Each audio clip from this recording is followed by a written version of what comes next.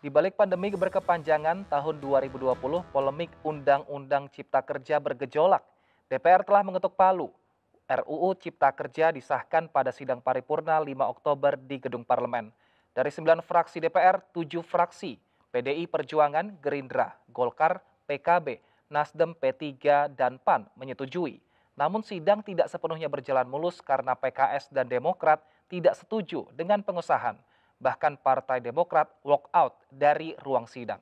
Terkait pengesahan undang-undang ini diwarnai unjuk rasa massa buruh di sejumlah daerah di Indonesia. Massa buruh kecewa atas sikap DPR RI dan pemerintah yang dituding abai dan tidak berpihak pada kepentingan kaum kecil. Kekesalan mereka ditambah dengan maraknya berita bohong atau hoax yang beredar tentang isi Undang-Undang Cipta Kerja. Tuntutan-tuntutan dari para pekerja dan juga tuntutan-tuntutan dari para pengusaha.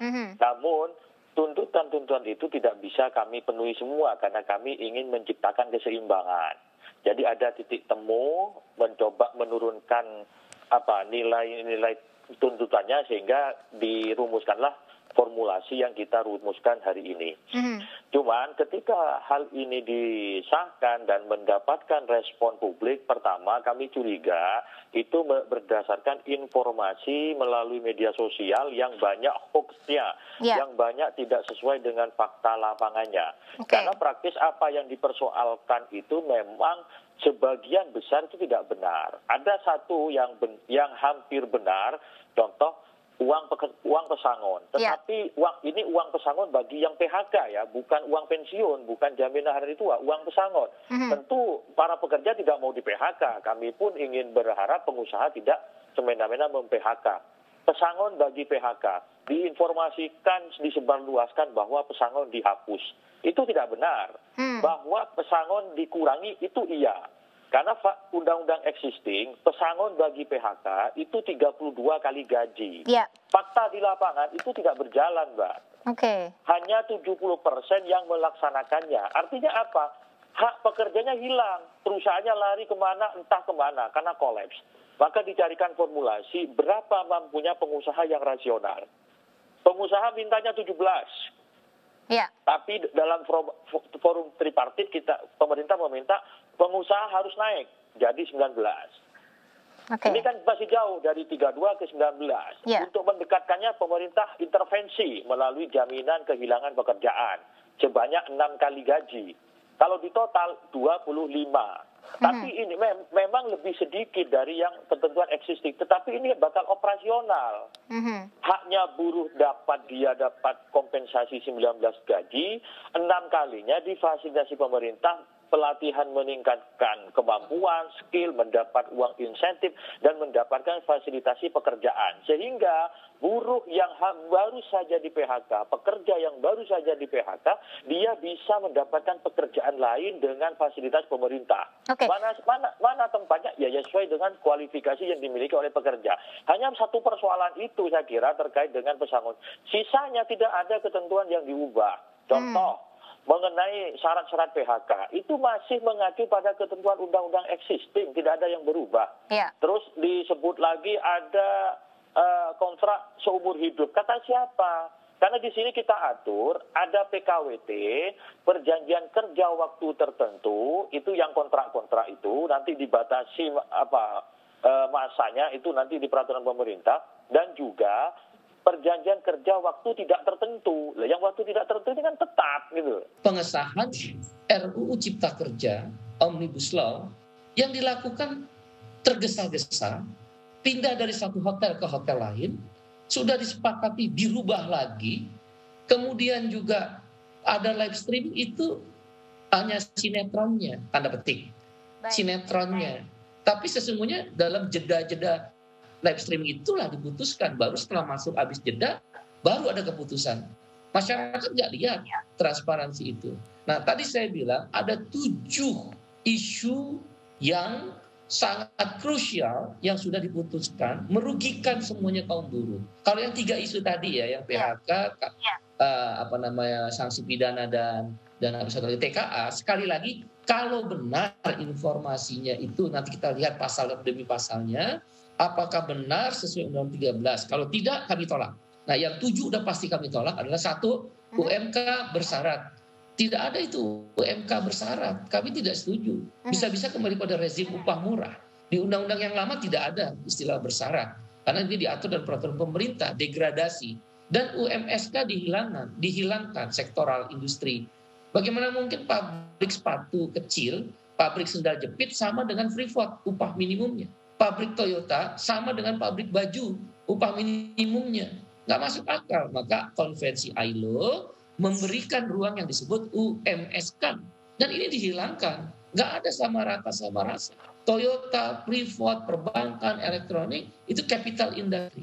Yaitu padat modal. Nggak mungkin sama dengan labor industry. Kalau sama, kasihan dong nanti labor industry. Karena nanti pekerja-pekerja di capital industry, di padat modal akan berjuang setinggi-tingginya upahnya. Iya. Oke, baik. Yang menjadi menarik sebenarnya yang tadi Anda sampaikan di awal, kaitannya sama upah atau pesangon. Artinya masukan yang cukup diterima adalah masukan dari pengusaha, begitu, yang memang mampu hanya sekitar 17 kali gaji. Kemudian dinaikkan menjadi 19 dan muncul angka 25 gaji dari 32 kali upah yang memang seharusnya begitu ya diberikan kepada para buruh. Menurut buruh ini masih terlalu jauh sebenarnya antara 25 kali dengan 32 begitu. Pertimbangannya seperti apa Pak Baidowi? Karena kalau menurut buruh masih terlalu jauh sebenarnya pengurangan ini. Iya, seperti kayak saya sampaikan, tidak 100% aspirasi dari pekerja kita terima, dapat kita perjuangkan. Juga tidak 100% aspirasi dari pengusaha kita terima. Kita carikan jalan tengah supaya ini operasional, Mbak. Faktanya, banyak buruh, banyak pekerja di PHK itu tidak mendapat pesangon. Karena apa? Terlalu berat. 32 kali gaji itu sangat berat. Tidak bisa jalan, perusahaannya hilang entah kemana.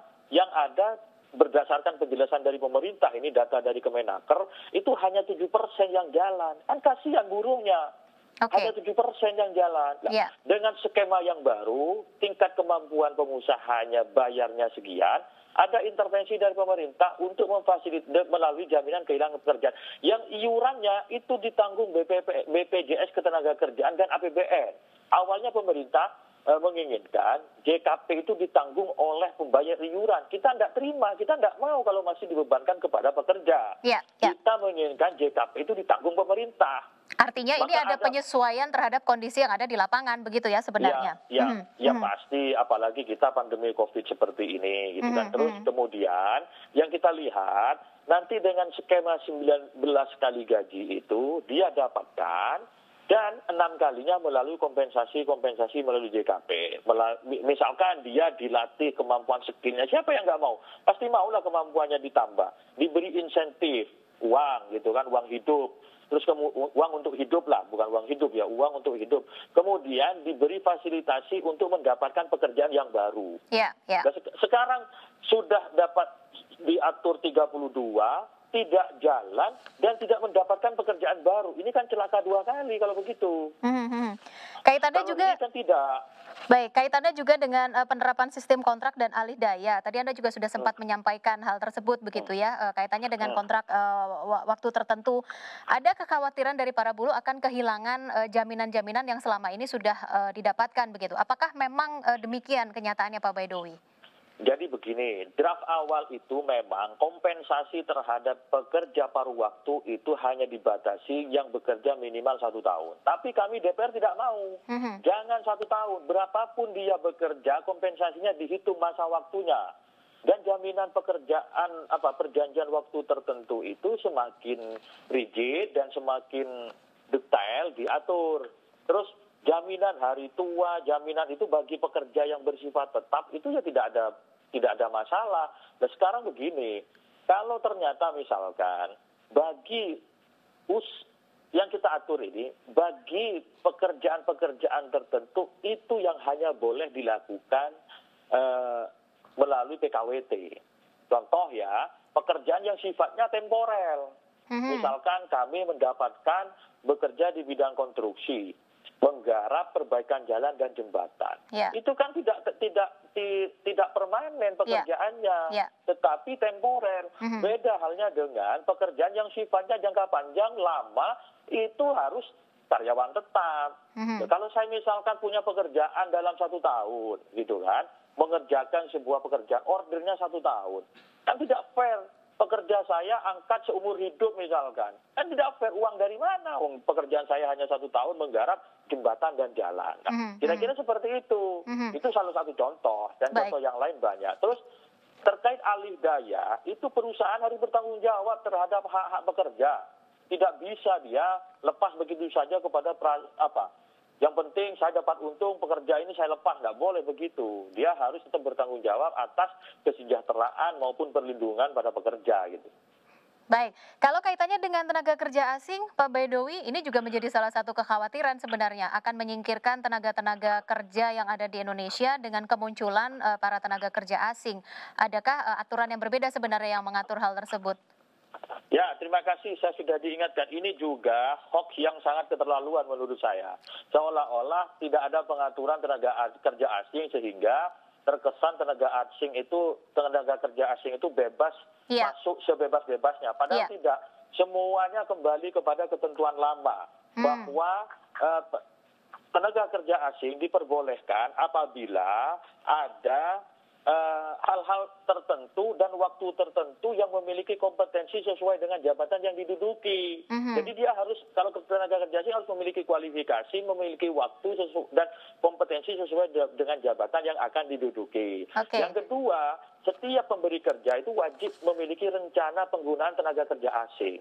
Dan perseorangan tidak boleh mempekerjakan TKA. Ini kan sama dengan ketentuan yang lama. Tidak ada yang diubah. Artinya regulasi dari pemerintah tetap akan dijalankan begitu seperti yang terjadi saat ini? Wajib dong. Ini kan bunyi undang-undang. Dan keputusan kami waktu itu terkait tenaga kerja asing, terkait dampak putusan MK, tidak boleh ada yang diubah. Harus disesuaikan dengan norma yang ada. Kedua-dua orang nanti padat karya. Nah itu satu. Yang kedua adalah pesangon dikurangi kok. Apanya yang distorsi? Nggak ada yang distorsi.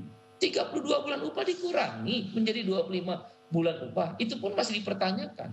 6 bulan upah yang dibayar pemerintah melalui BPJS tenaga kerjaan mau bikin bangkrut BPJS. BPJS di seluruh dunia, kan tadi saya bilang, saya ILO governing body. Pengurus pusat Badan Perserikatan Bangsa-Bangsa untuk Badan ILO berkantor di Jenewa. Seluruh dunia nggak ada yang namanya sistem jaminan sosial badan penyelenggaranya itu nggak bayar iuran dikasih benefit, nggak ada. Oke, melalui APBN. Ingat nggak kasus PBI? Itu kan melalui APBN juga, analoginya BPJS Kesehatan. Kan bangkrut itu BPJS Kesehatan nggak bisa bayar rumah sakit. Apa yang dilakukan oleh pemerintah Menteri Keuangan? Naikin iuran.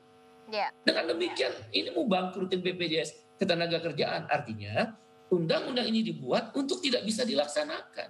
Nggak ada yang distorsi. Yang ketiga, tenaga kontrak PKWT atau karyawan kontrak seumur hidup.